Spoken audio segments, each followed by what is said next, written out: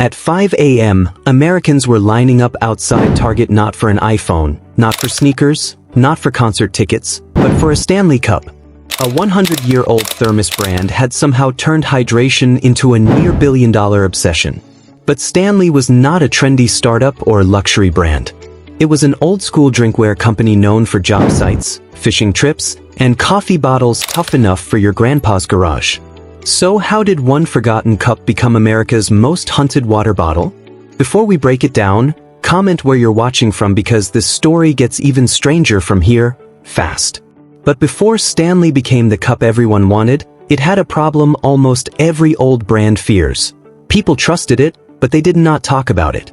Stanley's story began in 1913, when William Stanley Jr. created an all-steel vacuum bottle that could keep drinks hot or cold without fragile glass inside.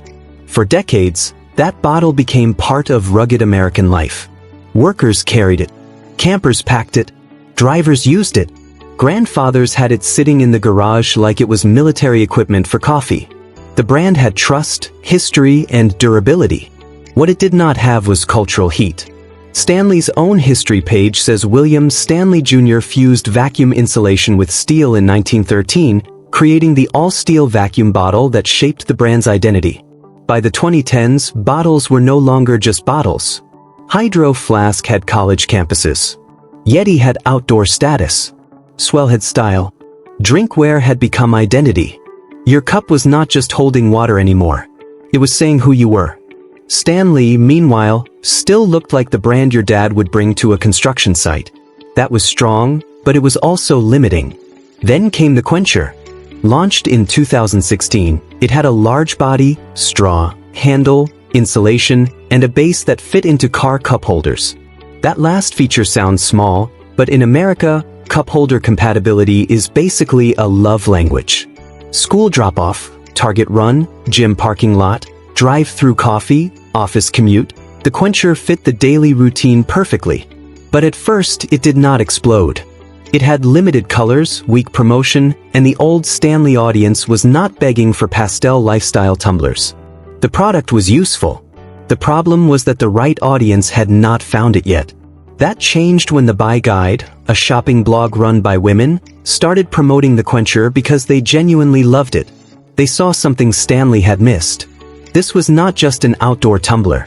It was a mom life, workday, road trip, errand running, always in the car survival tool. It held a lot of water, had a handle, fit the cup holder, and looked good enough to sit on a desk or in an Instagram story. That is the kind of recommendation money cannot easily buy. It felt like a friend saying, "No, seriously, you need this." Then Stanley made the move that changed the brand. In 2020, Terrence Riley joined Stanley after working at Crocs, another brand that had gone from mocked to massive. He understood that useful products can become cool when culture gives them a new meaning. Stanley leaned into new customers, new colors, and new energy. Cream, sage, pink, and limited editions started replacing the old image of one green thermos in a garage. Some traditional fans probably looked at those pastel cups and thought, "What happened to the Stanley I knew?" But that was the point. Stanley did not kill its heritage. It dressed durability in colors people wanted to show off. And once the color changed, the customer changed. Once the customer changed, the business changed. The Quencher became the perfect mix of function and identity. If something is only useful, people compare prices. If something is only stylish, people question value.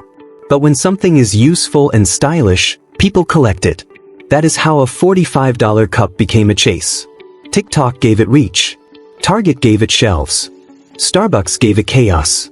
Limited drops gave it urgency. Suddenly, buying a water bottle felt like trying to get concert tickets, except the prize had a straw and might match your leggings. By 2023, Stanley had become one of the clearest consumer product turnarounds in recent memory. Forbes reported that Stanley's revenue rose from about $74 million in 2019 to around $750 million in 2023. Since Stanley is privately owned, these figures are reported estimates rather than public audited filings, but the direction is impossible to ignore. A brand that once looked like old-school drinkware had become a modern lifestyle machine. And this is why the title works. Stanley may not have publicly confirmed $1 billion in annual revenue, but it did create a billion-dollar style craze. Massive retail demand, viral attention, resale hype, cultural obsession, and a product category everyone suddenly wanted to copy. But the same internet that builds a brand can also get bored, suspicious, or brutal overnight. By 2024, Stanley was everywhere. And when anything becomes everywhere, backlash starts warming up. People joked about collectors owning 10 cups. Competitors like Owala and Yeti fought harder for attention. Cheaper dupes showed up. Then came the lead controversy. Stanley said lead was used inside the vacuum insulation sealing process but was enclosed and not accessible to consumers. Lawsuits followed, and in 2026, Reuters reported that a federal judge dismissed a proposed class action over the lead scare, saying consumers had not shown a specific plausible risk of harm from using the tumblers. This matters because the issue was not that Stanley cups were proven unsafe. The issue was trust. Then another headline hit. In December 2024, the U.S. Consumer Product Safety Commission announced a recall of about 2.6 million Stanley switchback and trigger action travel mugs because lids could detach and create a burn hazard. These were not the viral Quencher cups, but the public does not always read model names carefully. A headline saying, "Stanley recall," is enough to make people nervous. That is the price of fame. When you are small, a product issue is customer service. When you are huge, it becomes a national conversation.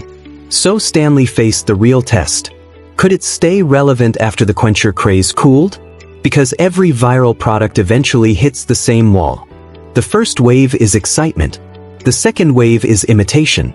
The third wave is fatigue. If the company has no next move, the trend dies. Stanley's answer was diversification. It pushed leak-proof Pro Tour designs to fix spill complaints. It used collaborations with names like Lionel Messi and Post Malone to reach different audiences. Stanley announced a multi-year Messi partnership in 2024, and in 2025, the Stanley 1913 x Post Malone limited edition collection featured products across hydration, bar, and originals categories. Then in 2026, Stanley moved further into wellness and daily carry products with its Vitalize line, including bags, backpacks, and shakers. Business Insider reported that the Vitalize line targeted wellness-focused consumers and showed Stanley trying to move beyond its viral moment. That move reveals the hidden strategy. Stanley does not only want to sell cups. It wants to own the routine around the cup, the commute, the gym, the desk, the school run, the workday, and the lifestyle. This is the real twist. Stanley did not win by inventing thirst. It won by making hydration feel like culture. The business lesson is simple but powerful. Stanley had 5 forces working at the same time. A useful product. A neglected audience. Community-led marketing. Color as self-expression. Scarcity that created urgency. Most brands get 1 or 2 of those right. Stanley lined them up at the perfect moment. And that is why this case study is bigger than Drinkware. Stanley did not just turn a thermos into a popular cup. It turned an old brand into a cultural engine. The Quencher may not stay the hottest cup forever. No trend does. But the case will be studied because it proves one thing every business should remember: your future customer may not be the customer you built the product for. Sometimes the next big thing is not a new invention. Sometimes it is an old product sitting quietly in your catalog, waiting for the right audience to finally understand it. Stanley found that audience. TikTok amplified it. Retailers fed it. And America, somehow, turned hydration into a shopping event. So the next massive business craze might already be sitting on a shelf somewhere, ignored by everyone except the customers who secretly understand its value. Stanley proved that sometimes, a brand doesn't need a new invention, it just needs the right audience, the right story, and one product people can't stop talking about. If you enjoyed this breakdown and want more real business stories like this, make sure to like and subscribe.